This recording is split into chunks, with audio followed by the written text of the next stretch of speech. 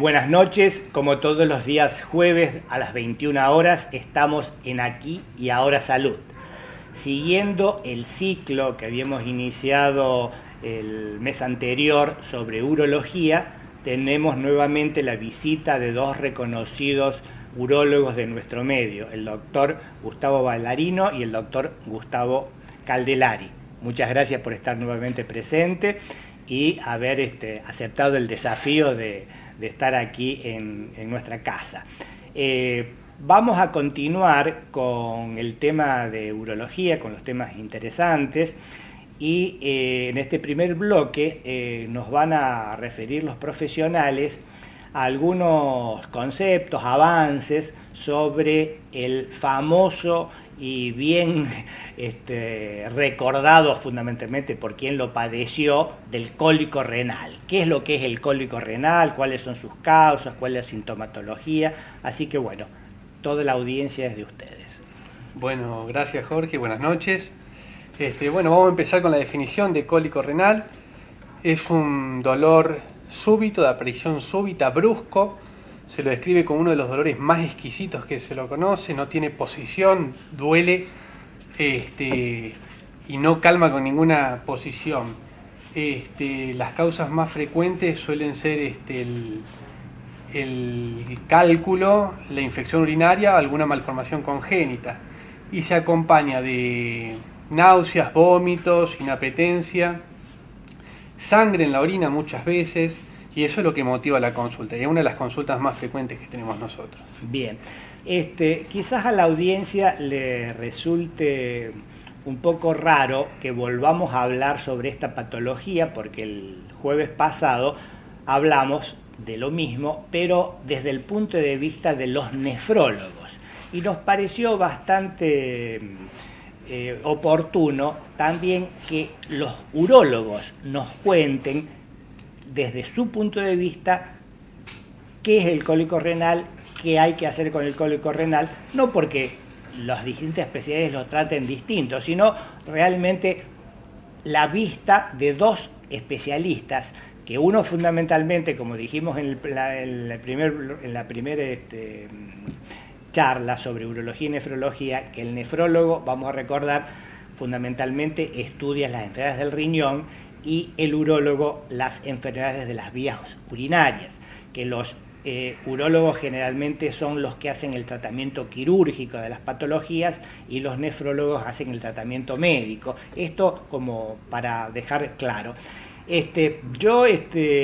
Cuando vos dijiste del dolor, que es uno de los dolores más exquisitos, también había dicho en el programa anterior, y volvemos a repetir para que se recuerde, que los viejos libros de la clínica decía que es muy raro cuando te llamaban de noche, porque antes suele de noche, ibas a encontrar al paciente en la cama, sino que lo ibas a encontrar al lado de la cama caminando o haciendo algunas flexiones.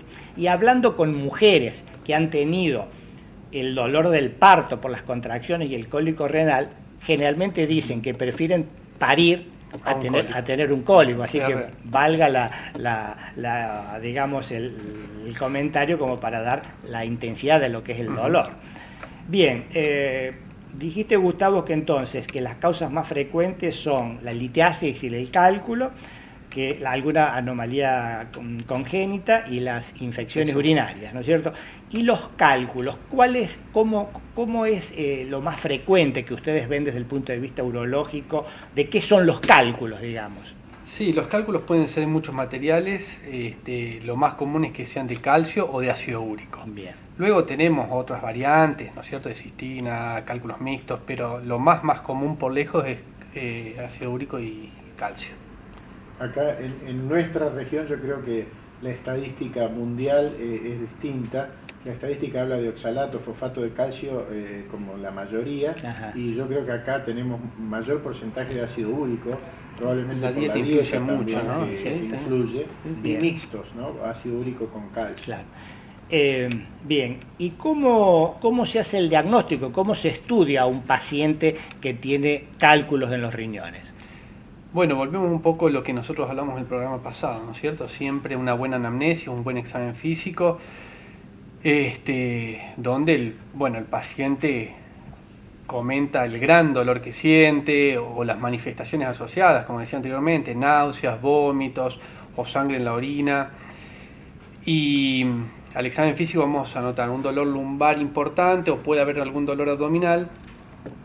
Y los estudios complementarios siempre se basan inicialmente de estudios rápidos y sencillos, es decir, una placa, una radiografía simple, una ecografía y un análisis de orina.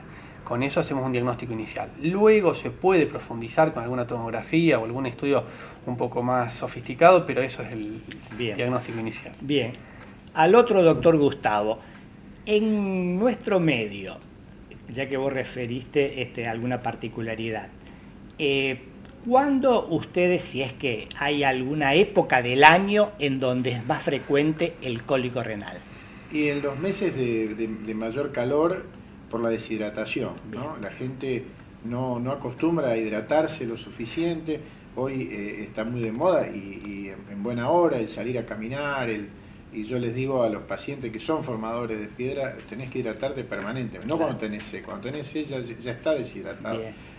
Creo que son los meses estivales, no sé, coincidí, Gustavo. Sí, por supuesto. La pregunta mía tenía esa finalidad, ¿no? Hacer entender a la audiencia de que hay que tomar líquido durante todo el año, y mucho líquido, y en el verano bastante más. Agua. Sí. Y en aquellas que tienen antecedentes de cólicos renales y de cálculo en los riñones, mayor aún. Me parece que es muy importante lo que vos acabas de decir, Gustavo, que no hay que esperar tener sed. Sí. Y por otro lado, cuando nos vamos poniendo más mayorcitos, más viejos, el reflejo de la sed se va perdiendo. Entonces muchas veces por eso es más frecuente la deshidratación en la gente de la tercera edad. Por eso en el deporte también se hace hincapié en la hidratación previa a una práctica deportiva. Es tan importante como la hidratación durante una práctica. Pero sí, la ingesta es importante. Bien. Y con respecto, vos dijiste como una de las causas, las anomalías congénitas, ¿cuáles son las más frecuentes que son las provocadoras de cálculos en los riñones? Bien. La más frecuente es una estenosis de unión ureteropiélica que se llama, que el uréter, cuando se forma en su estadio inicial, se hace un afinamiento en su desembocadura y eso hace que la orina no fluya con normalidad y se depositen los sedimentos y eso forma el cálculo. Hay que dejar claro que el cálculo es la consecuencia de algo, no es que el cálculo nace porque nace. Claro. O sea, al no tener un buen flujo de orina ese riñón, a no poder desembocar normalmente su orina, los sedimentos se juntan en el riñón y posteriormente se hace el cálculo. Es decir, que una de las causas más frecuentes entonces es que el uréter, que es el cañito por donde baja la orina del riñón a la vejiga, es un poco, vos dijiste estenótico, es decir, traducimos bien fácilmente, así que es un poco más estrecho. Exactamente. ¿No es cierto? Sí. Perfecto. Y el otro Gustavo, dentro de las infecciones, ¿qué es lo que más habitualmente ven como infección de la vía urinaria? La infección, bueno, el germen más común y lo que más vemos es la cistitis a Escherichia coli, el germen más frecuente. Bien. Hay algunos gérmenes, Proteus, Klebsiella, algunas variedades de gérmenes que son productores que alcalinizan la orina y producen cálculos. Y esos cálculos, que son generalmente de fosfato amónico magnesio, son cálculos diferentes y hay que tratar la infección y quitar los cálculos también. Porque a veces vos tratás la infección, se esteriliza la orina y al tiempo vuelve porque el germen queda anidando en esos cálculos. Bien, por eso tendrá presente la audiencia, la que nos haya seguido el jueves anterior, de que siempre es importante en la infección urinaria recordar la bacteriología, es decir, es hacer el análisis antes de empezar cualquier tipo de tratamiento. Habíamos hecho también el hincapié, si ustedes recuerdan, de que cuando aparecen los síntomas, que habitualmente son de orinar seguido, poquito, con alguna dificultad, con ardor a orinar, no es cuestión de salir y ir al botiquín que uno tiene en el aparador en el baño o de la cocina y tomar un antibiótico, sino que ir a su médico de cabecera, que es el que le va a pedir el cultivo de orina, y de acuerdo a eso, sí, va a ser el tratamiento. Es importante resaltar porque viene la gente, claro. Mujeres, porque las infecciones urinarias bajas son más frecuentes. Y te dicen, yo tomé porque ya una vez fui, o porque claro. Mi marido tenía lo tomé 2 días y mejoré, pero ahora volví. Entonces eso es lo que hay que tratar de evitar, es decir, primero hacer un urocultivo o entregar la muestra, y luego consultar al médico que le dé lo que nosotros llamamos un tratamiento empírico, es decir, nosotros le vamos a recetar algo de primera línea que creemos que puede cubrir una infección hasta que tengamos el resultado, porque los cultivos de orina nos dicen qué antibiótico es el que corresponde a esa infección. ¿Por qué es importante esto? Para evitar las resistencias a los antibióticos que cuando se toman así a mansalva, luego generan resistencia. Y nos vamos quedando sin elementos, ¿no?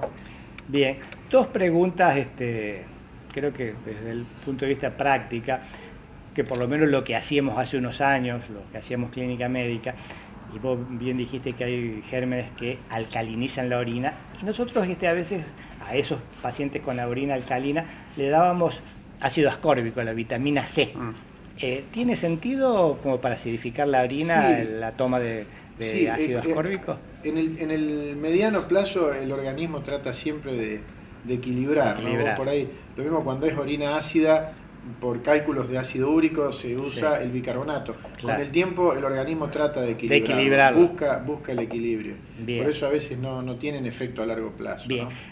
Y con respecto a la duración del tratamiento de la infección urinaria, porque uno ha leído y ha escuchado de como que hubiera 2 posturas, como en esto en medicina a veces hay 2 bibliotecas, una que dice una cosa y otra que dice otra. Es decir, ¿cuánto tiempo debe ser el tratamiento de una infección urinaria a coli, digamos, que es la más frecuente? 5 días a 7 días. Si bien hay esquemas más cortos. Sí, hay esquemas que hablan de 3 días también. Lo que pasa es que nosotros estamos viendo, como decía Gustavo, una gran resistencia antibiótica, y eso de automedicarse o ir a la farmacia y decir qué podría tomar y tomate esto cada 12. Vemos cada vez más frecuentemente infecciones multiresistentes o infecciones persistentes en el paciente. Es decir, que pasan 15 días y vuelven los síntomas. Se trata 15 días y vuelven los síntomas. Y justamente es por esto, por esta automedicación o polimedicación, independientemente que luego de estudiado puede haber algún otro problema, pero eso lo vemos muy frecuentemente y eso tenemos que evitar nosotros, porque realmente se está haciendo un problema mundial el tema de la resistencia antibiótica. Siempre que estemos hablando, discúlpame, de una infección urinaria baja. Si hablamos de una infección, una pilonefritis, es decir, cuando comprende los riñones, el esquema cambia, ¿no? Lo que pasa es que hay una diferencia. Pilonefritis, bueno, una infección alta, ¿no es cierto? El paciente va al médico. Ahí indefectiblemente, porque el estado general del paciente es malo, no va a la farmacia y se automedica. Entonces eso es... Yo lo que he visto a veces en el consultorio, y esto lo comento porque creo que le puede llegar a ser útil a la audiencia, fundamental, tanto el hombre como la mujer, más la mujer porque es lo que son más frecuentes las infecciones urinarias, es que están con mucha sintomatología de orinar poquito, con ardor, y entonces eso es lo que le predispone predispone mal a automedicarse rápidamente para mejorar el síntoma. Ahí estaría bueno dar un consejo, por supuesto que no tome antibióticos, pero algún antiespasmódico de la vía urinaria para aliviar el síntoma hasta tener el resultado del urocultivo. ¿Es lícito eso? Se puede, sí. Se puede dar algún calmante, se puede dar, como para mitigar el síntoma.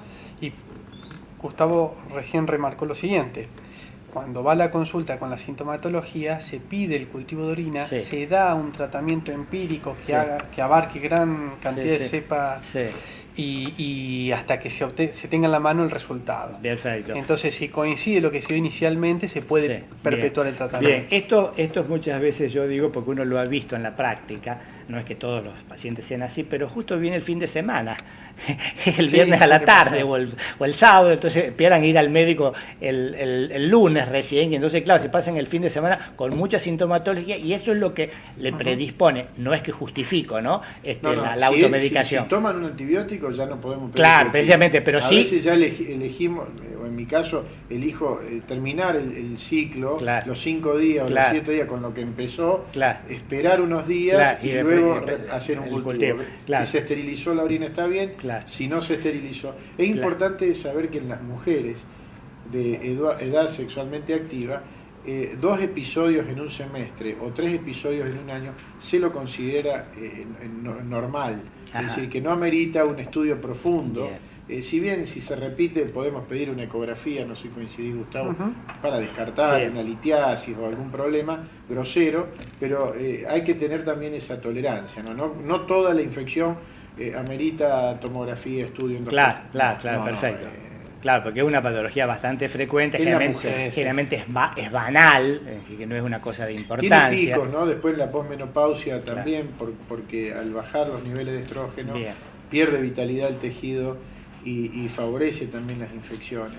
Perfecto. Bueno, vamos a ir al primer corte y muchas gracias por la atención que ustedes nos han brindado y dentro de un rato volvemos a estar con ustedes y vamos a dedicar estos dos blog que siguen a una cuestión de la urología más moderna que nos van a versar aquí los doctores, que creo que es importante conocerlo de qué existen y de qué se trata, que es la endourología.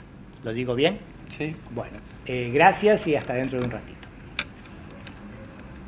Empezamos entonces, como habíamos prometido, el segundo bloque a hablar de esta nueva subespecialidad o avances en la urología que se llama endourología. Gustavo, ¿por qué no definís y nos contás qué es la endourología? Bueno, la endourología es una terapia bastante moderna que se está aplicando en nuestro medio también desde hace algunos años, en donde consiste en ingresar al cuerpo por orificios naturales. Se entra con una cámara y se llega a través de uretra, vejiga, uréter, hasta el riñón, pudiendo tratar cálculos, que es lo que estamos hablando ahora, pero también se pueden tratar tumores, por ejemplo, malformaciones congénitas y demás, sin la necesidad de un abordaje quirúrgico, es decir, una incisión para reducir los tiempos quirúrgicos, complicaciones quirúrgicas y la recuperación del paciente sea mucho más rápida, ¿no es cierto? Bien. Sería como abordajes endoscópicos. Exactamente, sí, se entra con una cámara, depende por supuesto el instrumental de qué patología vayamos a tratar, ¿no es cierto? Claro. Es decir, si vamos a la vejiga es un instrumental un poquito más grueso, si vamos hasta el riñón un poquito más fino, pero tenemos esa posibilidad, un abordaje endoscópico por orificios naturales, según la patología que queramos tratar. Bien. En todas o en la mayoría de las especialidades, las maniobras quirúrgicas, uno ve a través de los años que tratan de ser lo menos agresiva posible, es decir, cirugía mini invasiva que se llama. ¿Y cuál es, Gustavo, el otro Gustavo, no vamos a decir el mayor, el que está más alejado, son las enfermedades de la vía urinaria que se pueden abordar con más frecuencia desde el punto de vista urológico? Comenzando por estenosis, es decir, cuando se cierra la uretra, que es el caño por donde nosotros emitimos la orina al exterior. Claro. La próstata misma se puede operar por vía endoscópica. Claro. Los tumores de vejiga, los cálculos de vejiga, malformaciones de los meatos, es decir, donde desembocan los uréteres en la vejiga. Bien. Estoy yendo de distal a proximal, perdón. Bien. La estenosis ureteral, litiasis del uréter y ya cálculos y tumores de las vías urinarias altos. Yo quiero remarcar, si me permite, Gustavo está haciendo un curso del Hospital Italiano de 2 años de duración de Buenos Aires, de Buenos Aires.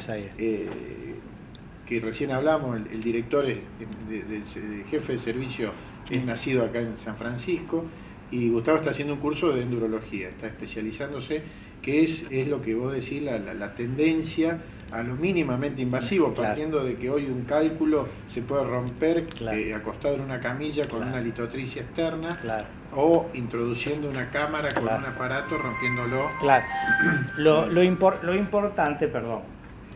Lo importante de esto es que ya desde hace muchos años, por vía endoscópica, se opera la próstata, por ejemplo. Los que tenemos algunos años, yo en mi primera operación de próstata que asistí era por vía suprapúbica, es decir, haciendo la incisión, ¿no es cierto? Eso ya prácticamente va desapareciendo. Va desapareciendo. Mira, desde que Tomás Alva Edison inventa la lámpara, la urología fue la pionera en la endoscopía. Se comienza a colocar un tubito con una lamparita de 2 voltios, y así comenzaron los primeros cirujanos urólogos a operar próstata. Hasta por vía endoscópica en Inglaterra se hacía con un sacabocado. Yo he visto pacientes, cuando yo estuve allá en el año 92, pacientes de 85, 90 años, que habían sido operados con el cold punch, sería como un sacabocado frío, ¿no? Entraban y le hacían un tacto, y con un sacabocado. Eso era sin mirar. Luego, cuando Edison inventa la lámpara, se empieza a iluminar y a ver, y los primeros endoscopistas, incluso de Argentina, operaban con una lámpara. Yo la vi a la lámpara, pero el urólogo que me precedió a mí, que es el doctor Barberiforno, que lo reconocen, acá lo van a conocer, él empezó me comentaba siempre, con un citoscopio para diagnóstico, ¿no? Miraban, pero operaban también con... Luego vino la fibra óptica, cuando se descubre la fibra óptica, pero urología fue la pionera, ¿no? Después vino cirugía general con las laparoscopias y todo eso. Que hoy la laparoscopia también se usa en urología, ¿no? Es una de las... Yo la laparoscopía la vi inicialmente en los ginecólogos. ¿No? Lo que pasa es que el urólogo, como decía Gustavo, tiene un orificio natural, que es el que nos permite llegar a toda la vía. El cirujano general tiene que hacer un orificio en la pared abdominal para entrar a la cavidad, ¿no? Para entrar a la cavidad. Nosotros tenemos un orificio, pero lo tenemos cerrado, que es el ombligo. Lo tenemos cerrado. Claro, hay que entrar por el costado. Claro, perfecto. Bueno, bien, y para esta nueva, digamos, estos avances en urología, de la endurología, ¿se necesita instrumental, aparatología especial? Sí, por supuesto, y dependiendo qué vamos a tratar y en qué lugar anatómico de la vía urinaria vayamos a trabajar, se necesita diferentes equipos. Si trabajamos en la vejiga puede ser uno, en el riñón puede ser otro y demás. Lo que quiero dejar claro es que no todo se puede tratar con endurología. ¿Por qué? Cálculos de distinto tamaño, que no se pueden tratar con litotricia extracorpórea, por ejemplo. Hay veces que hay que hacer abordajes quirúrgicos o algún otro tipo de terapéutica, porque no siempre se llega o se puede romper por el tamaño y los tiempos quirúrgicos que eso implica. Entonces, la endurología es básicamente para un determinado tipo de paciente. Entonces, cuando llegan a la consulta, nosotros evaluamos el paciente, vemos qué patología tiene y qué tipo de solución se le puede dar, ¿no es cierto? ¿Y cuáles son las aplicaciones más frecuentes, digamos, cuando se emplea la endourología? Es decir, desde el punto de vista frecuente en la consulta diaria, si se dispone del método, por supuesto. Diagnóstica, bien. Es una.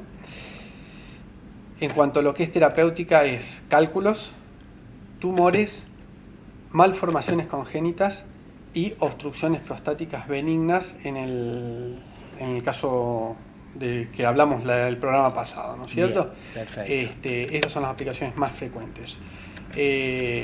Hoy por hoy lo que estamos trabajando mucho es en próstata y en cálculos, fundamentalmente. Bien. Así que tiene una indicación diagnóstica y una indicación terapéutica. Exactamente. Bueno, eso es importante para los que somos legos en este tema, de que la audiencia sepa que hay nuevas alternativas para tratar su eventual patología de la vía urinaria, y que es su urólogo de confianza, el urólogo de cabecera, es el que le va a orientar y decir, bueno, esta enfermedad se puede diagnosticar con este método o no, esta patología se puede tratar con este método o no, y ya en la otra oportunidad también aquí los especialistas hablaron del tratamiento del cálculo de la litiasis renal con la litotripsia, que esa es otra de las opciones, ¿no es cierto? Y hoy, por ejemplo, la cirugía a cielo abierto del cálculo de riñón también va en vías de extinción. Sí, o sea, ¿quedaría para algún cálculo coraliforme muy grande, alguna cosa así? ¿O prácticamente ya también hasta eso hoy se habla que en centros grandes el 2% de los cálculos se resuelven por vía quirúrgica, como hacía tiempo atrás. Claro. Hoy por hoy prácticamente no se estaban operando más. Bien, indudablemente que la medicina va cambiando, porque en la década del 70, cuando yo empecé como médico, es decir, yo creo que el 98% se operaba con cirugía de cielo abierto. Hoy vos te referías al cálculo coraliforme, que es el cálculo que ocupa la pelvis y por lo menos dos sistemas calicilares. Sí. Ese tipo se hace hoy un tratamiento combinado, es decir, con percutánea y litotripsia, ¿no es cierto? O endoscópica, se combinan los tratamientos también. Sí, lo más común hoy por hoy que se está haciendo es nefrolitotomía percutánea, es decir, se hace un pequeño orificio por la espalda, se llega al riñón, se incide sobre el riñón, se rompe el cálculo y si no es suficiente, en el mismo tiempo quirúrgico se ingresa con una cámara flexible hasta el riñón que tiene un láser y va rompiendo los fragmentos y los va aspirando. O sea, de arriba y de abajo se va. Bien. Estos métodos nuevos de diagnóstico y terapéutica, como bien ustedes explicaron, ¿tienen alguna contraindicación absoluta en algún paciente en especial? Primero. Y segunda parte de la pregunta, ¿cuáles son las complicaciones más frecuentes de estos nuevos métodos?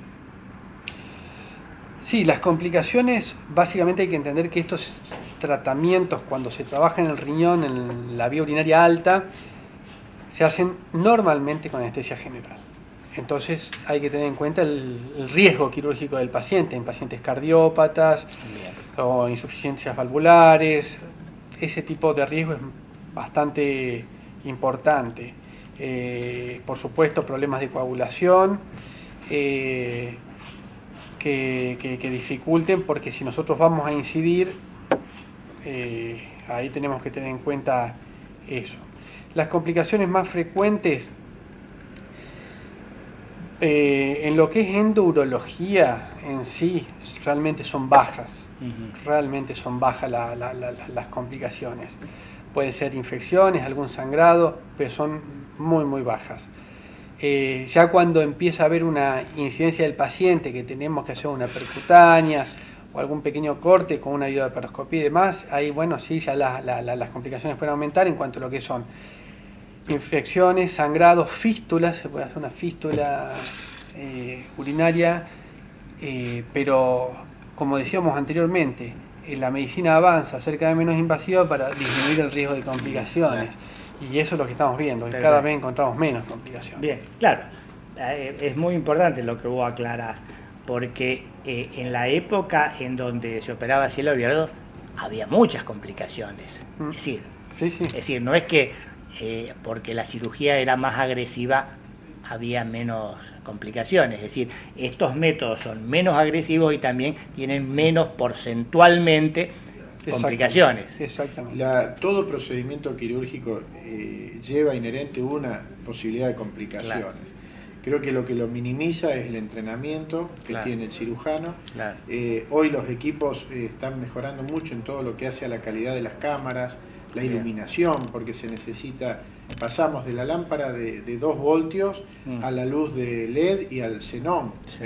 Entonces han ido cambiando mucho las tecnologías, entonces hay que tener la tecnología adecuada y el entrenamiento adecuado y la selección adecuada del paciente para cada procedimiento que se va a realizar. Perfecto. Y ahí va la experiencia y el entrenamiento del cirujano. Creo que has resumido muy bien esto, es decir, y esto se da en todas las especialidades, es decir, el cardiólogo intervencionista para disminuir sus complicaciones tiene que tener un número hecho de cateterismo para que le vaya bien, y al cirujano o al endourológico, llamémosle así, indudablemente que el entrenamiento es importante, por ¿no? supuesto, sí. Nosotros hablamos de casuística, ¿no? De casuística. Cuanto más casuística Claro.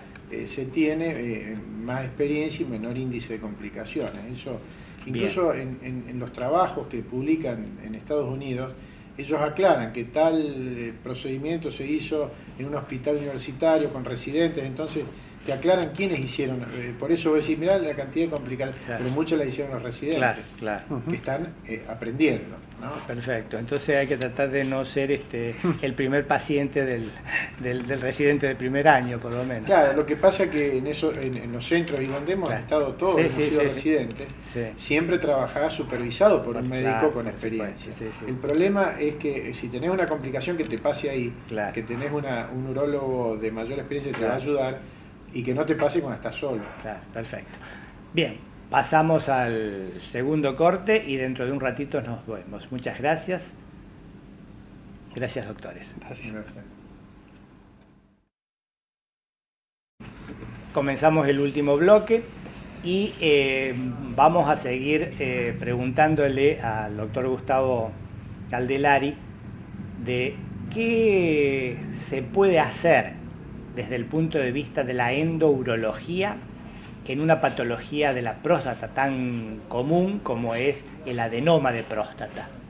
Bien, normalmente en un adenoma benigno de próstata, cuando está crecida la próstata, obstruye la salida de la orina, provocando toda la sintomatología obstructiva de la que hablamos un poco el mes pasado.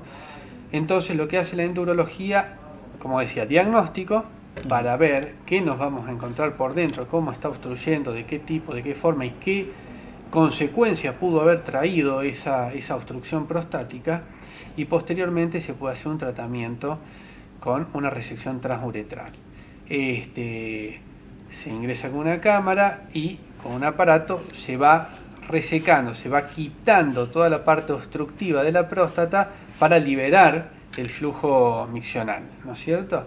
Luego hay distintos aparatos, ¿no es cierto?, para operar, pero normalmente ese es el fundamento, ¿no es cierto?, para Bien. una patología benigna de próstata. Bien.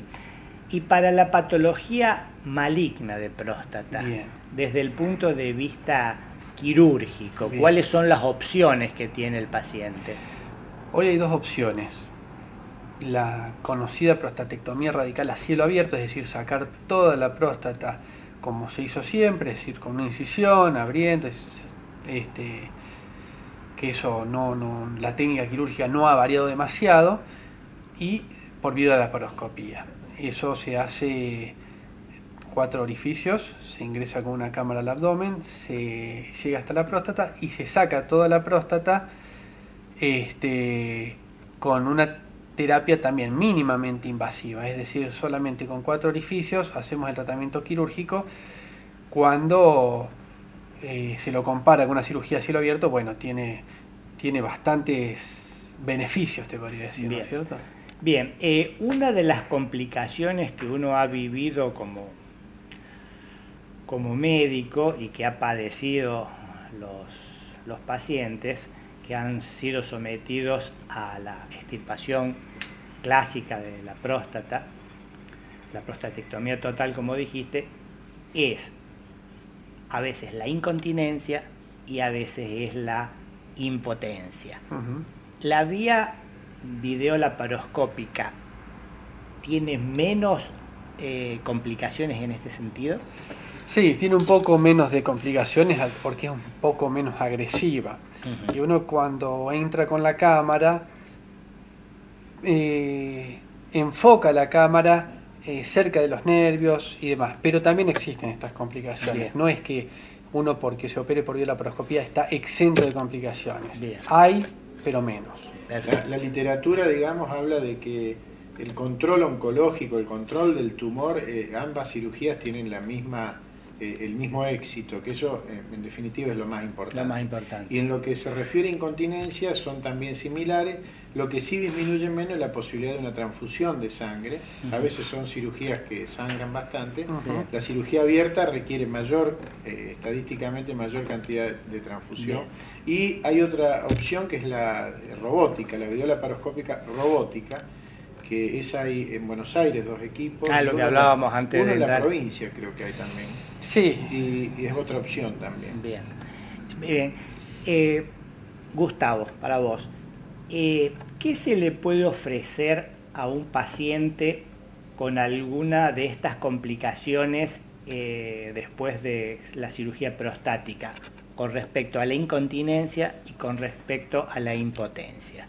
Bueno, con respecto a la incontinencia, la colocación de algunos esfínteres, hay distintos modelos de esfínteres artificiales. Con respecto a la impotencia, como bien decía Gustavo, uno trata en los pacientes, siempre el paciente más joven va a tener menos incidencia que el paciente mayor. La cirugía tiene un límite que es hasta más o menos los 65 años. Después de esa edad se valora mucho si se opera o no, o se va a otra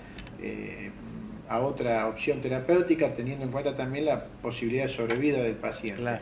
Pero lo que se está haciendo es comenzar en forma inmediata, una vez operado. Primero, en la cirugía, como decía Gustavo, cuando se ven los paquetes nerviosos, respetarlos, o por lo menos respetar el de un lado. Si el tumor está en el lado izquierdo, el del lado derecho respetarlo y el del lado izquierdo no.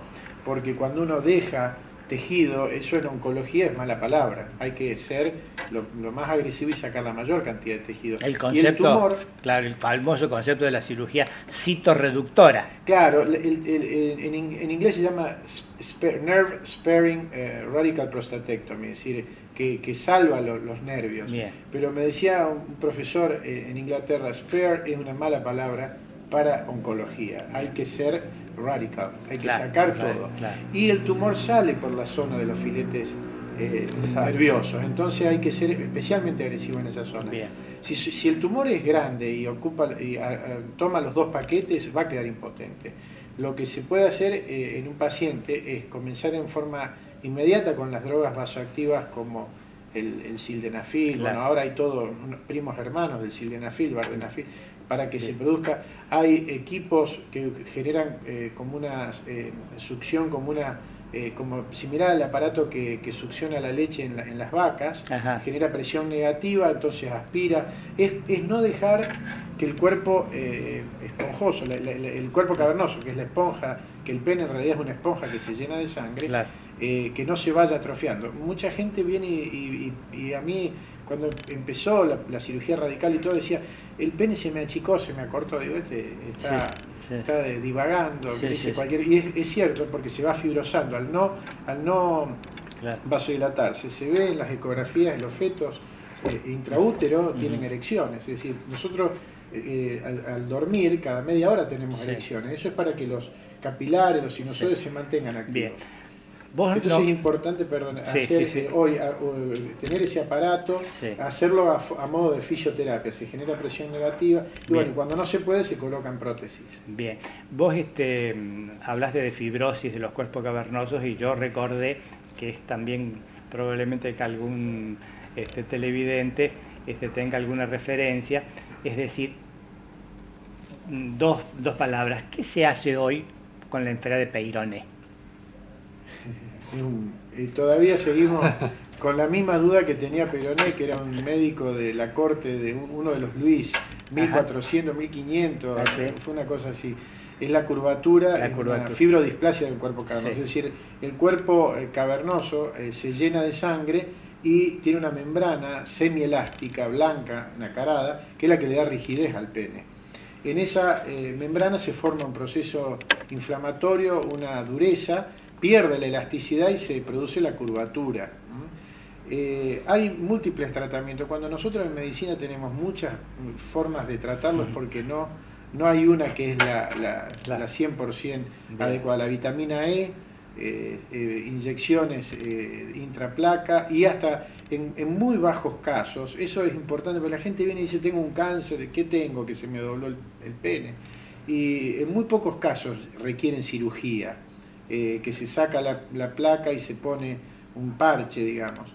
Generalmente con vitamina, con algunos tratamientos, en algunos casos desaparece, en otros queda, y queda con una leve curvatura que permite la penetración y tener relación. Bien. Y bueno, en casos ya se agrava, y siempre es importante que un peyronie hay que esperarlo un año y medio, y luego, si se va a operar, no en forma inmediata. Claro, pues la placa va a seguir creciendo. Una vez que está estabilizada la placa, ahí recién se puede pensar en cirugía. Claro. ¿Y cuándo se piensa en cirugía?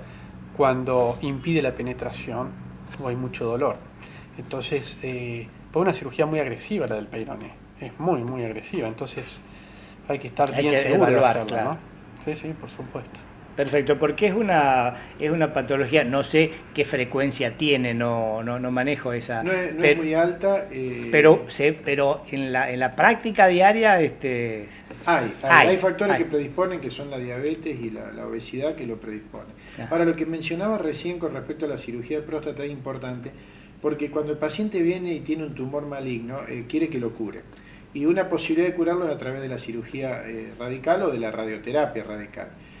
Una vez que el paciente está curado, que bajaron los niveles de PSA y todo, ahí al principio te dice: a mí no me importa no tener erecciones. Claro, la incontinencia es más invalidante, claro. El paciente tiene que andar acompañado. Pero ya después te dice: no, bueno, ahora estoy curado del cáncer, ahora quiero tener erecciones. Claro. Que es una pretensión aceptable. Y entonces ahí viene el dilema. Por eso hay que iniciar una terapia inmediata. Bien. Y una nueva terapia también que se está usando en esto, a partir de esa fibrosis de los cuerpos cavernosos que hablaba Gustavo, se empezó a hacer ondas de choque, como la litotricia en los cálculos, en el pene. Es una cosa muy nueva, con muy buenos resultados, donde se hacen ondas de choque, por supuesto, con mucho menos intensidad. Es otro equipo, no es el mismo equipo, pero el fundamento es el mismo, para generar neoformación de vaso a partir de un microtrauma que uno le genera al pene con esas ondas de choque. Pero así nace este tratamiento para la impotencia post-cirugía. Y hay buenos resultados, hay trabajos en los que habla de muy buenos resultados. Así que, digamos, el microondas de choque es para aumentar la vascularización. Exactamente. Y no permitir la atrofia de los cuerpos donde circula la sangre, ¿no es cierto? En el pene. Claro. Perfecto. Bien, no sé cómo andamos de tiempo, pero creo que algunos minutitos tenemos. Un comentario simple, entendible para nuestra audiencia. ¿Cómo es la lesión desde el punto de vista, cómo lo ve el urólogo? Vamos a ser más claros. ¿Alguna lesión producida por el famoso virus del HPV? Bien. El paciente puede asistir a la consulta por dos cuestiones: porque se ve una lesión que no sabe lo que es, o porque la ginecóloga le ha diagnosticado a su pareja, o ginecólogo, perdón, le ha diagnosticado a su pareja una lesión por HPV. Entonces, como es un virus de contagio sexual, lo mandan a control para ver si él es portador también del virus. Hay que dejar claro que es una lesión indolora, entonces muchas veces pasa desapercibido. Hasta que no adquiere cierto tamaño, no acuden a la consulta. Bien. Se lo compara muchas veces cuando tiene gran tamaño con un coliflor, porque realmente tiene esa formita. Es una lesión sumamente contagiosa que hay que erradicarla. Y hay que dejar claro también esto, que el virus queda en el cuerpo y ante alguna baja de defensa, cosas de todos los días, puede ser una gripe, por ejemplo, que altere las defensas, el virus busca volver a salir. en la zona genital. Entonces hay que tener un control estricto. De ahí la gran cantidad de casos que vemos a diario en el consultorio. Es un virus que está muy en boga hoy en día, ¿no? Sí. Sí, sí. Hablamos de este virus porque algunas cepas son preneoplásicas, claro, es decir, pueden desencadenar cáncer de cuello de útero en la mujer, claro, y cáncer genital en el hombre. Bien, por eso se ha implementado en las mujeres, vacunas, en las niñas. Está en el calendario nacional, a partir de los 11 años. A partir de los 11 años. Hay que dejar claro esto, que de todas las más de 100 subtipos de virus que hay, solamente 3 son tumorales. Entonces, la vacuna apunta a esos 3, es decir, no que alguien que está vacunado no va a tener HPV, no va a tener las cepas cancerígenas o preneoplásicas, ¿no? Perfecto. Bueno, muy bien.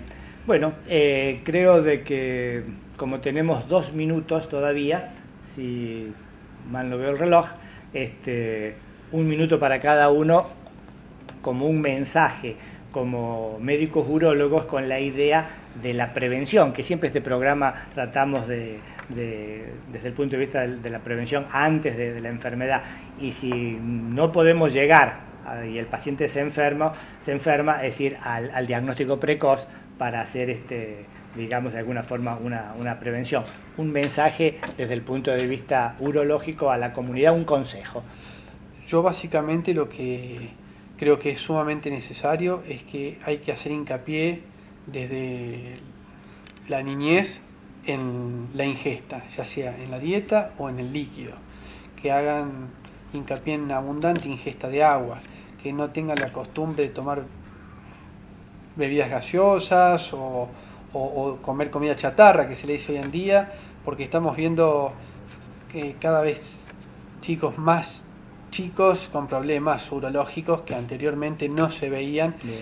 Y si se comienza desde una edad temprana con una patología, es muy común que se perpetúe en el tiempo y que cada vez sea más difícil su tratamiento y que las consecuencias sean cada vez más graves. Bien. Entonces eso es mi mensaje, que se cuiden, que hagan vida sana, no solo por lo urológico, yo lo hablo desde mi punto de vista, pero sí. Realmente estamos viendo eso en la medicina, ¿no? Y tomar agua es una cosa barata y por ahora sí, al alcance de casi todo el mundo.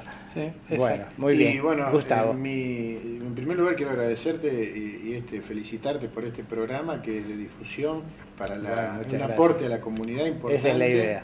Y para la comunidad ir a la consulta cuando estamos sanos, hacernos los controles periódicos como corresponde, y bueno, y sí, llevar una vida sana, ¿no? Que incluye no exponerse demasiado al sol, que también es un problema para la piel más que sí. Y a los alimentos. Los alimentos somos lo que comemos, dicen los franceses, y es real eso. Y otra cosa que uno siempre dice, al tabaco. El tabaco, sí. ¿No? Y bueno, después fue alarmante el incremento de los cánceres en Córdoba, especialmente en el departamento San Justo y Marcos Juárez.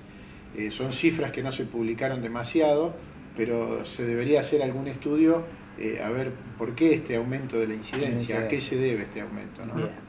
Bueno, doctores, muchísimas gracias.